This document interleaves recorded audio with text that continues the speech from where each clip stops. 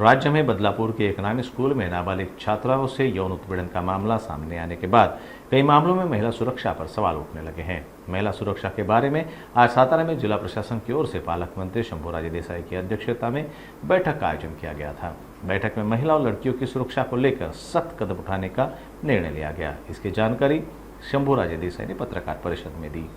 सातारा जिल्हा प्रशासनाची एक उच्चस्तरीय बैठक आज विशेषतः विद्यार्थी विद्यार्थिनी आणि महिलांच्या सुरक्षेच्या अनुषंगाने मी या ठिकाणी घेतलेली होती।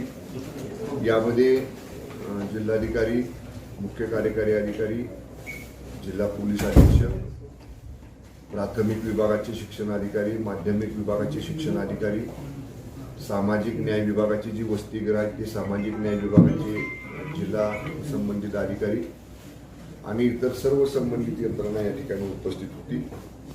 आज एक सुधारित आदेश जिल्ह्यामध्ये आपण या ठिकाणी निर्गमित करायची सूचना मी जिल्हाधिकाऱ्यांना दिलेल्या आहेत। याच्यामध्ये ज्या शाळा आहेत प्राथमिक, माध्यमिक, कॉलेजेस आहेत, सिनियर, ज्युनियर, टेक्निकलचे, अशा सगळ्या ठिकाणी सर्वप्रथम वेगवेगळ्या दिशेला त्या आस्थापनेमध्ये जर मुलींचं स्वच्छताकरण, मुलांचं स्वच्छतागृह असेल तर प्रश्न नाही, परंतु एकाच दिशेला जर दोन वस्तीत अशी स्वच्छतागृह असतील तर इमिजिएट त्याला पार्टिशन एंट्री पॉइंटलाच जिथून जायचंय आज तिथं मुलांकडच्या मुलींच्या स्वच्छतागृहाकडे जायला वेगळी एंट्री आणि मुलांच्याकडे जायला वेगळी एंट्री, अशा पद्धतीनं तातडीनं त्या शाळांना त्या एंट्री बदलण्याच्या आदेश या ठिकाणी आपण दिलेले आहेत।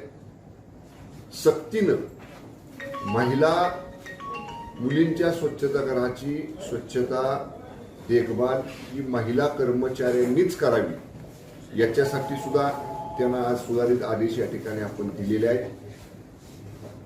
शासन मान्यतेने भरलेले कर्मचारी सोडून जे कर्मचारी रोजंदारीवर घेतले जातात, तात्पुरत्या स्वरूपात घेतले जातात, त्या सगळ्या कर्मचाऱ्यांचं स्थानिक पोलीस स्टेशनमधनं पोलीस व्हेरिफिकेशन करणं कंपल्सरी आजपासून या ठिकाणी आपण केलेलं आहे।